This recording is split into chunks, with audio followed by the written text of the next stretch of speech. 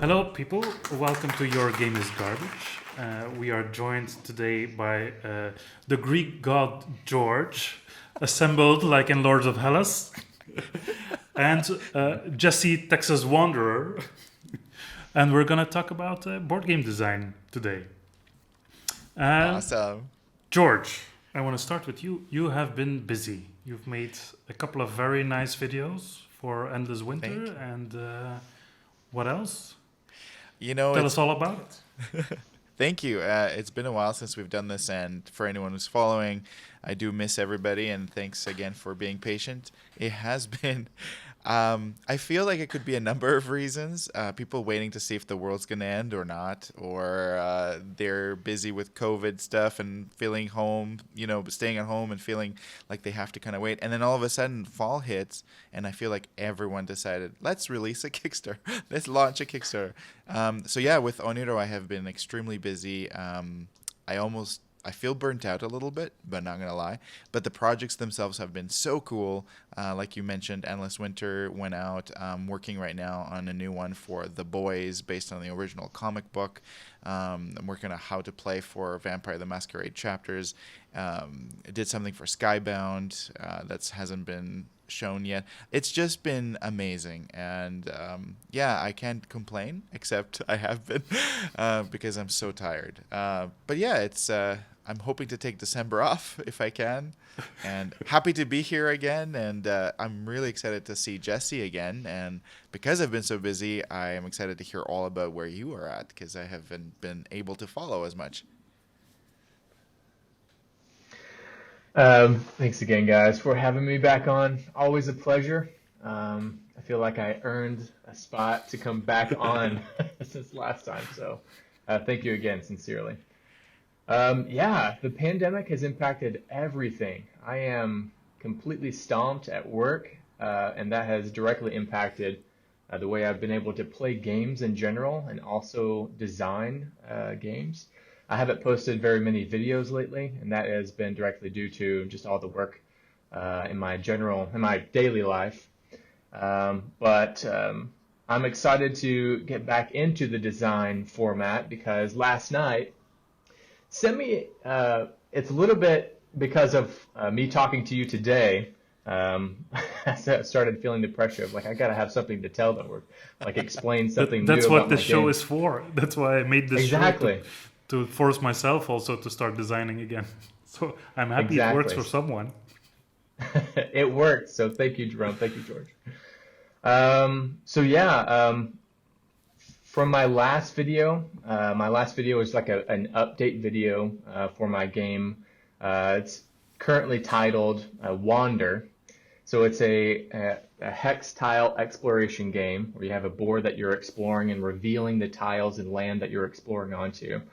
But also you have these people markers or these little meeples that you're traveling around the board and you're interacting with things and having an adventure throughout the game. So that's the theme of the game.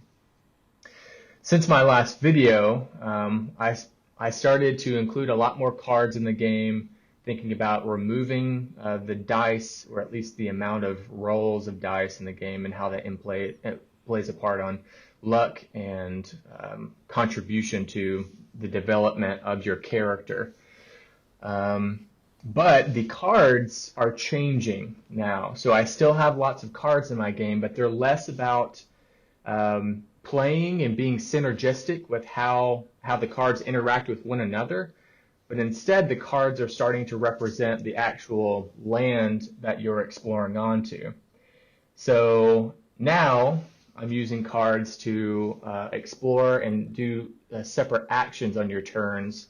And as you explore onto the hex board, you start diving deeper into those terrains and those landscapes, and you have options in front of you to perform. So these actions on these separate cards are revealed, and you have multiple actions that you can possibly perform depending on how many action turns you have on that turn. Very So cool. that's the direction that I'm going into. So I still want to use tokens as resources. I still want to have like camping as a way to like refill or restock on your stamina or some way of contributing to like you doing more on future terms if you rest at a campsite. So I'm still continuing with the theme of being outdoors, exploring, but the gameplay part and the mechanisms of using cards and the depth of exploration into those terrains, that's what I'm starting to think about lately. How Nice. far And are I'm you pleased with from this, your George. original idea? Well, the original idea started out with a completely different theme. I don't think I've ever told you this, but the original idea was a hex tile exploration game where you're exploring on tiles, but you're going into a dream. So you're going into a person, like a friend's dream state to rescue them from the depths of like a hex tile land. So we're very far from that, but from the original idea of exploring outdoors and having an outdoor exploration theme, I use a lot less dice. I still have a centralized hex exploration mechanic where you're exploring hex tiles. But in terms of the gameplay, I think I'm dialing in on that feeling that I've been aiming for this entire time, of having simple ways to explore into this hex landscape, but getting a feeling of depth to those terrains that you can explore into. The further you go into them, the more cards you reveal, and the further you get off trail. So I think I'm far away from that first idea, but I'm getting closer to that feeling, which is great. Yeah, I just watched your video again to get back into your game, so the update. And my feeling when I watched it was that you were giving the players obstacles and making them jump through hoops more and more. And that's my feeling was that you were getting away from the original idea to have an open, like not sandbox, but to have an open world where you could explore and have your own goals and set your own goals. And it became more and more restrictive. I don't want to say restrictive, but that was a feeling I got. And maybe I'm not right, but what do you think? I agree. I don't like the last iteration of the mechanics, especially the card play. I think I started to explore cards because I really liked the way the game Root, introduces cards and how they're synergistic with each other. Mm-hmm. If you have combined cards together, depending on what faction you're playing with, that can be a really satisfying gameplay experience. So I was exploring that genre, but I'm moving away from that card play and instead using cards as just physical space to explore the depths of those terrains. But I agree with you. The hoops that I was asking players to jump through in that last iteration was you got to be lucky with the cards that you find, and you got to be smart enough to and all the dice exactly. So and Jesse, I agree. I'm fascinated to hear about the original theme because, as Jerome will say, will tell you, I think most of my game design ideas are relating to dreams, and I own everything. George is obsessed by dreams. Yeah. So my company's let's design a game together. My company's name, Oniro, is Greek for dream. I had a video game company called Dream Gazers. My video game that I was working on was called Dreamers. And I own every board game that has to do with dreams. So if you need anything, let me know. But yeah, a lot of my designs relate to dreams. And there was a cool one that I played recently called Dreamscape, I think from the UK, that had a similar... It's a Belgian designer. What's that? Yeah. And I really enjoyed it, but it had a similar idea where you kind of create a dreamscape and you navigate through the dreamscape. But you should look into that if you haven't, but because it's using like these round sort of wooden tokens to resemble different things, like blue is a water area or green and gray is mountain and stuff. But it's so simplistic, but also it forces you to imagine things. But I want to echo what you guys said earlier about when we first talked. The most important thing I felt for you was that feeling you wanted people to have when they play the game, and that sounds really cool. Where you've kind of come to realize some of these things that you mentioned, and with the cards, it sounds actually really, really exciting. I think it supports the theme from what I can tell so far. So that's exciting. Yeah. Yeah. Well, I appreciate that. As a beginner and amateur board game designer, that's still what I consider myself. that is my North Star, so to speak, and aiming for the feeling. And I don't really know how else to describe it, but I know that some games make me feel better than others, and I really like the feeling of the gameplay of specific games. So that is what I'm dialing in on as a beginner designer. That is what is keeping me on track. Because again, Jerome, what you were mentioning is I was getting far off that track, getting off the trail, so to speak. And coming back to trail was to integrate something else and change things up. So that's what I was realizing. Yeah. Well, I hope you get a lot of inspiration and you keep working on it, even though real life is getting in the way of all of our projects. I think, although I'm quite okay with my development for now. So I think you've progressed, Jerome, from what I can see. I had an interesting. Well, I'm making a new game. That's why I wanted to talk to you last time, George, because I was really at the beginning of developing this game, and I thought this is the moment to go through a whole game development from the start. But now we're month and further. I was like, no. Yes. But see you in 5 months. Yeah, I'm gonna tell you how this came about. 10 years ago, I filmed a kind of Cirque du Soleil show. They were practicing in Antwerp. They built a huge studio with a swimming pool, and there were, I think, 60 athletes that were practicing the show for a year to take to Macau, it's like the Las Vegas of Asia. And I had to film a reality show or documentary style TV show and follow them for a whole year. And there was one German girl, and she was the European champion cliff diving, and I had such a crush on her, but I was very shy about it, and it never happened or anything. But now, 10 years later, she talked to me on Instagram and said, "Hey, I see you're designing board games. Do you want to design a board game about cliff diving?" Wow. And I was like, "Oh, hi, how are you? It's been a while." And we talked, and then of course she said, "My husband, who's also a cliff diver, will Skype you and talk about it." I'm like, "Okay." Isn't it ironic? Yeah. And then we talked on Skype. They had some ideas, and they really progressed into what they wanted to do. But immediately I saw that it was a game designed by people who don't design games. It was very old-fashioned card game, and I had ideas about what I wanted to do. I can't really share it now, but you'll see it later.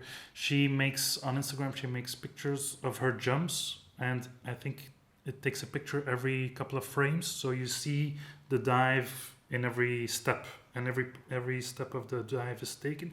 That inspired me to make a card game, to make it because she wanted a short card game for her cliff diving students or diving students that they could play by the pool while waiting for their next jump. Cool. So it had to be a short, quick card game that can be made waterproof. So I don't know if you can see this very well, but this is what I want to do. This is what I pitched to them. So you have a starting position of your diver, and this you can do a handstand, or you can just like a vanilla stand here and jump off the board. And it says 28 here. It's the meters you're jumping from. And then you get 7 cards.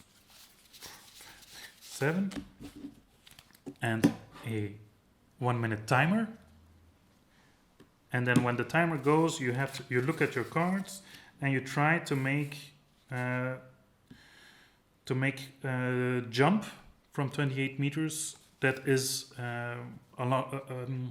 that follows the rules. And the rules are, you have a face, you have arms, and you have legs, and they have to be either the next card has to be completely different, or it has to have 2 out of 3 different. So this one is only the face is the same because the arms are crossed and the legs are up, and then the next one would be like this with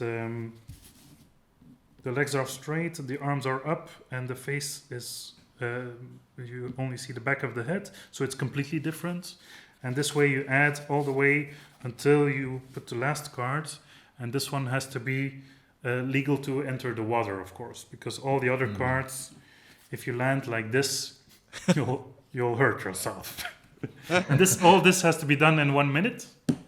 And then you can see also every card has an amount of meters that it takes to do this kind of rotation or trick. And then you count if maybe you made a mistake and this card comes too late and you're landing in the water like this, which is not a good idea. So this is the game I'm trying to make, and this is how far I've come for now. And I've play tested it already a couple of times with my mother and my father and my brother and my sister, because COVID doesn't allow us to go too far out of the house.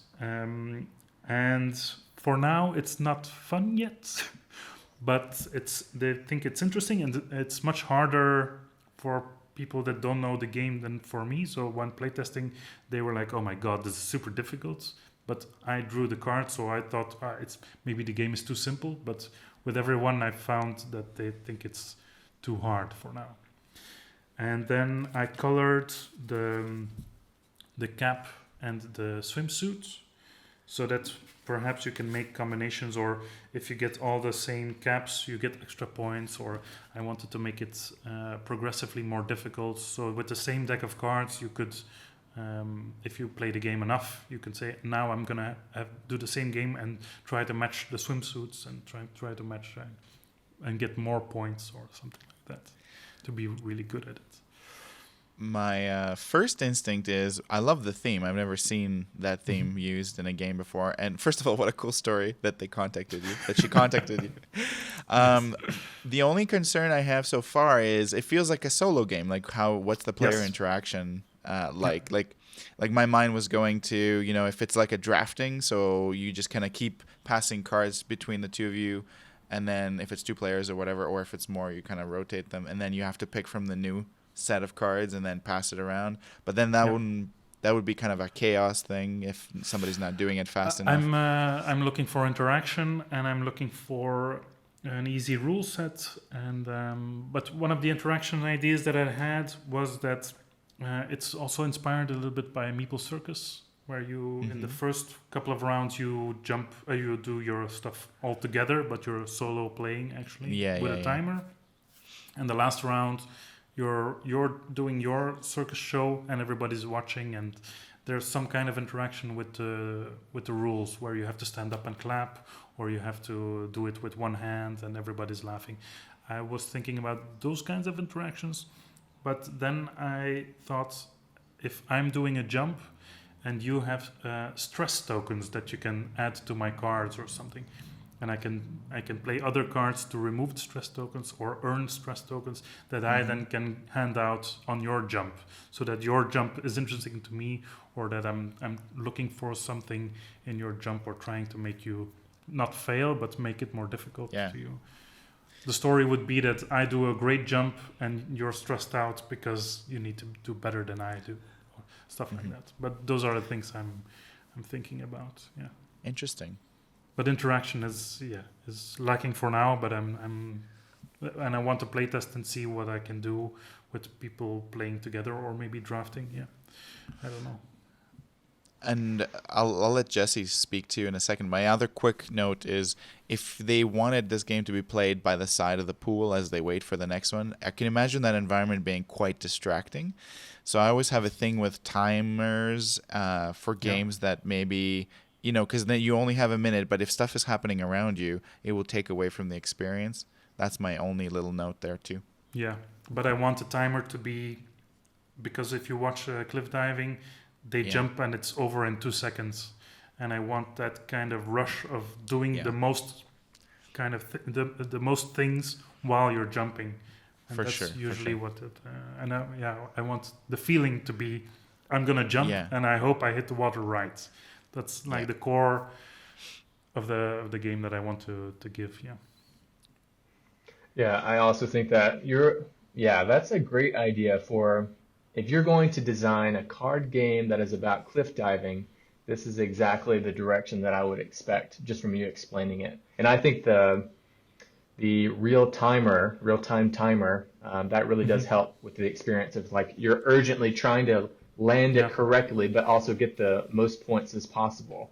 So that real time aspect really does contribute to the gameplay experience. Do yeah. you have all your cards in your hand revealed before you jump? So are you Well, preparing them ahead of time or what? I had my mother play the game, and I gave her the 7 cards. And usually the players fan their cards and try to look for a game. And she was like meticulously putting them all in a grid and like looking. I'm gonna try this card, this card, and I was like, oh my god! In 1 minute, it will not work. I think she placed 3 cards, and the timer was done. But But to so Jesse's point, do you see them before your timer starts? Like, do you have no, any? you reveal them when the timer goes. Ah, You reveal okay, them. okay. Yeah. Yeah, I was okay. even thinking of revealing this one too, like you, To, but to, to it doesn't not really know add. how you're going to start? Yeah. Yeah, but Well, I think for now it I think doesn't that really really add. works. I think that Yeah. really works for you to reveal right as you're jumping off, because that anticipation of you like lining up your pose, you Yeah, lay down your card and you're about to commit to like this jump specifically, and then you flip the timer. That works really well. I like yeah, that. and also for Why is it the not fun so far? I don't know because I don't know. I haven't play tested it in a gaming environment. I think I've never because Mm, there's not enough rules yet. There's no how do you win, and it's just please play with these cards and see what sure. It happens. just already sounds fun, so that's why I Yeah. ask. Yeah. Yeah, I want to put more flavor in the cards and make the cards fun, like maybe seagulls that are flying in the background that you can the one that has the most seagulls of all the players gets an extra bonus or stuff like that, or make the faces fun, or like have some faces with a clown nose that's at the end of your jump you see like, oh no, I have one with a clown nose, and that gives me like a deduction of points, or something fun should happen, or everybody around the table should laugh that you didn't see that this was bit in your cards. Those kind of things Mm. are the flavor that I want to give. Yeah, I'm so I also want to make the envisioning, cards more busy. yeah. I'm also envisioning maybe like clear waterproof plastic cards. Like, Yeah. that would Oh be yeah, fun. that you can see through the thing. Yeah.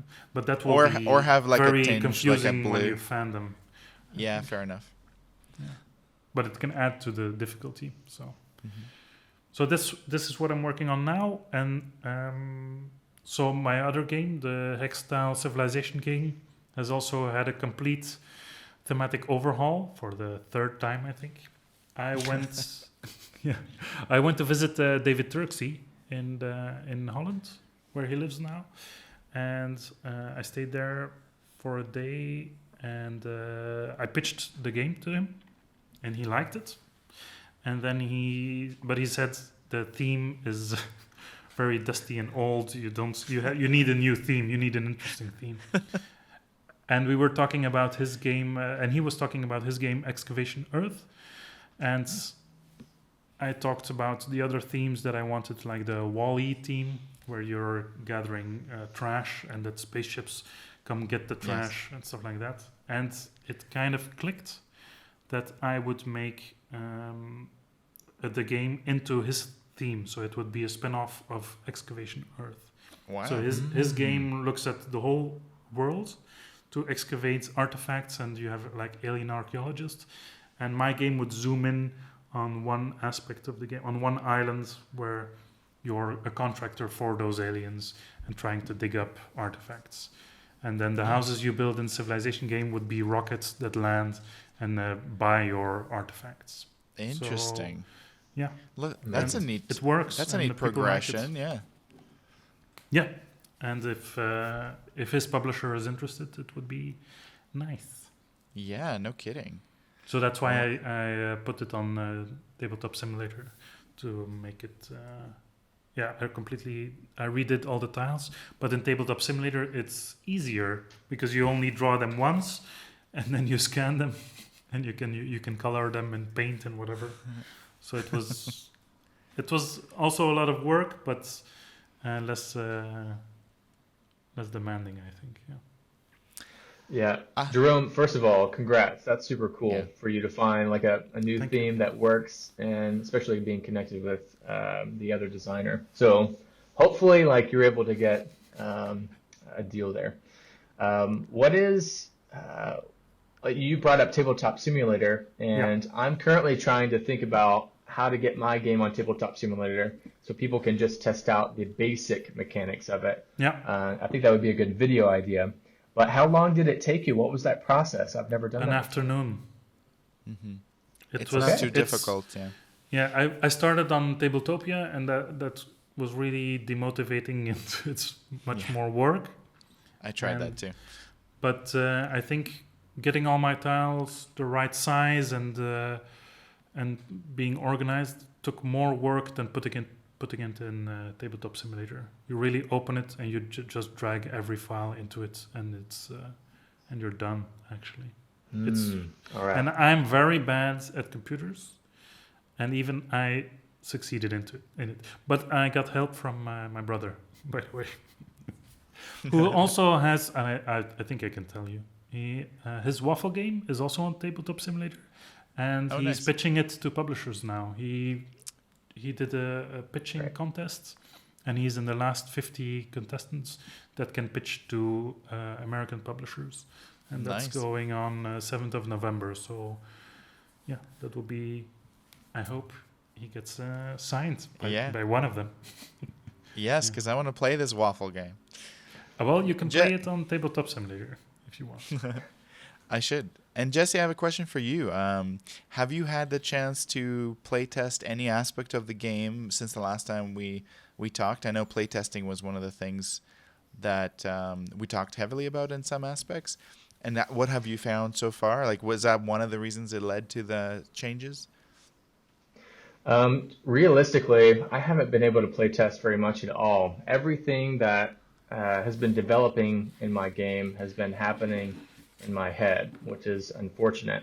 And I know I recognize the value of playtesting, but the reality of the world around us is it's just so hard. But that brings up an interesting topic of how much a designer can do in their head, imagining the experience as of their players, especially as you're integrating new mechanics into the game, and trying to imagine using your intuition as a designer, imagining the gameplay experience playing out for other players. You'll never be able to imagine all the possible experiences, but that has been at least a fun challenge for me in really grasping mentally what a new mechanism can do to the game and change it in a fundamental way. So that's been fun. So no, I haven't been able to play test very much, but I've been drawing things out in my notebook, making these cards, moving them around, making sure I'm getting the basics of the flow. So just personal playtesting is all I've been able to do. Yeah, that's too Yeah. bad because playtesting is super valuable. Yeah. It I tells you feel- immediately what's fun and what works and what doesn't work. Yeah. Yeah. And I think you mentioned it last episode I think we had with Jesse, Jerome, about there could be missed opportunities where you're switching between ideas Yeah. that you may actually miss out on if you don't notice that, with playtesting, they might come up as one of the stronger aspects of your game, perhaps that you have now put aside or something like that. But of course, I understand completely. So I think it's possible, and there is so many positives to, obviously working through things on your own, but there is, I keep hearing it from people who are doing this way more than I have ever done, that it's, key to getting closer and closer to your game. And I think, when you do get the chance, it wouldn't hurt to bring back some of those ideas too, just to see a couple of sessions with those, a couple of sessions with the new one, and see what you come up with as results. But and if you do put it on Tabletop Simulator, like, call us. We'll go and jump in and see if we can play with you. I'd love to, yeah. Yeah, that's the next steps, especially with the pandemic right now is putting it on Tabletop Simulator once I get it to a spot where I enjoy it a little bit more. The last iteration, I thought those ideas were fun to explore, but it wasn't the true nature of the game. And that wasn't the type of game that I was really setting out originally to design. And I wasn't enjoying that as much. I'm enjoying a lot more the idea of this current iteration of Mechanism. So I think I'm going to head with this direction. So yeah, Tabletop Simulator would be that key to additional. I would start with making digital. Making your tiles digital and mess around in Tabletop Simulator, because that also made me the limits of Tabletop Simulator gave me ideas to change my game and make stuff to change things. And I'd love to play it. How have you found, Jesse, your channel? What's the kind of response that you may have had? Is it up and coming, enthusiasts or designers, or who have interacted with you through your channel? Because again, for those who haven't seen your videos, I still think they're so well made and inspiring too. If you're like thinking of creating a game, so I was curious about that, and how has your audience, and what kind of audience have you been getting? The response has been amazing so far. So I know I'm relatively a smaller YouTube channel, but my intention was to create a channel with higher quality video content on board game design and that process. And a lot of people have been reaching out to me through email, and a lot of people have been messaging me through Instagram. I've connected with you all since the beginning of my endeavor as well. That's been a fortunate thing. So right now I'm sitting at 600 subscribers, and I hope to give more time to it this next year. I know right now, and these last couple of months have been very busy for me and for all of us, but I anticipate after this year having a lot more time to devote to it, since I'm getting such a positive response and feedback of like people like quality videos on this content. And I think they also respond well to me just being expressive of how much I express that I'm a new designer, and I identify with all the problems and the blocks in the road, the roadblocks for reaching the next step of the design process. So I think they're keying into that, saying, I experienced that same thing. I appreciate you pointing that out. So I'm enjoying that so far. I watched the video now, and I was like rooting, like, don't give up. You're almost there. Yeah, my last video it sort of had like a sad moment where I was like, I'm having a hard time, you guys. I need your encouragement. So, but it's very recognizable. I think every starting game designer or everyone who has tried to make a game has the same feelings and the same roadblocks as you. And so you're like, oh, I know the feeling, but there's light at the end of the tunnel. And sometimes, you need. And it's the perfect mix of humbleness and professionalism because of the way you do everything. So I think people can associate with that, but also appreciate the quality that you're producing. And I think they're looking to see that in the game itself. So that's I think what you're promising too. So yeah, that's great to hear. And congrats, 600. That's awesome. Double that next year, I'm sure. Yeah, I'm hoping. So I have 5 videos and 600 subscribers. So if I do the math, what is that? I think it's just been my videos sitting alone for a while, so that's people just coming across the channel and joining in. But I hope to keep making videos, obviously, for this next year. And you started a Patreon? Is that something, or is that still too early to say? Yes, I did start a Patreon. I have 0 patrons right now. That's okay. That's okay. It's just sitting there in case people want to support. And the reality is, you need more videos and more regularly, more regular output. Yeah. But I agree. There's like a social contract between a person who's offering a Patreon and the members of that community. So I completely understand that. So for me to have a better foundation going into a Patreon community, that would be the best thing. Yeah, I'm not chasing the viewers or subscribers or anything. I made this this channel just to push me to progress into my designs, and it's for now it's kind of working. And even for Jerome, my friends, for Hile also, he watches the Yeah. episodes and then starts to work on his starts to get inspired. So that's So two things. I don't know if that was, very humble of you or very selfish of you, Jerome. And then he like, go to work, get to work. That's my second. If he's watching. yeah. I think But, tonight you know, they're it's- playtesting new ideas on Tabletop Simulator. Nice. So in an Nice. hour I'll check it out. Yeah. What's interesting about Tabletop Simulator, over the last 5 months, I've had to use it more and more for clients. Obviously, they, for videos that I'm going to work, they always they want. I ask actually, is there a way to play the game so I can get a little bit more about the game itself, but also gameplay moments if I'm going to include some of them. Sometimes, I've had to do videos where I had no idea.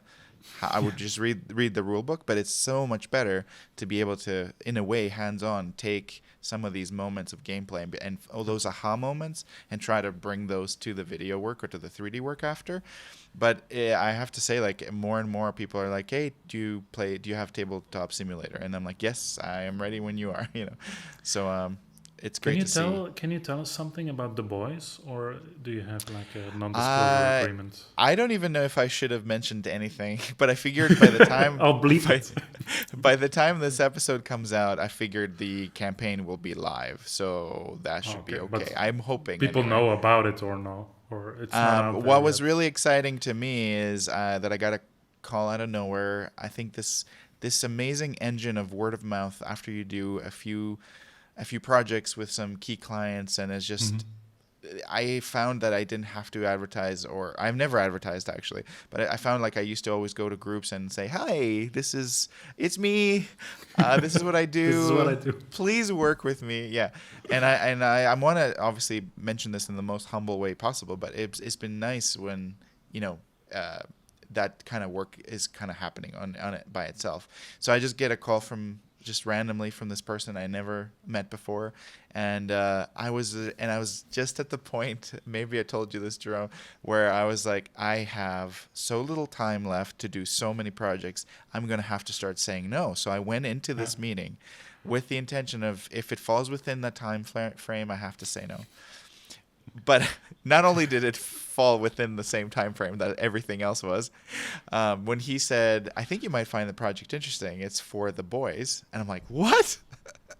So obviously a great IP, and it's actually based on the original comic books. So it's really great to see some of that art again. I don't know if you were familiar with the comic book. Yeah, I have them here, and my brother is also a fan, and I watched all the episodes. I think I binge watched them in 2 days So of the new season. It's That's actually why I'm currently it's actually currently on my screen right now, but I can't share as I have a really tight deadline for this one as well.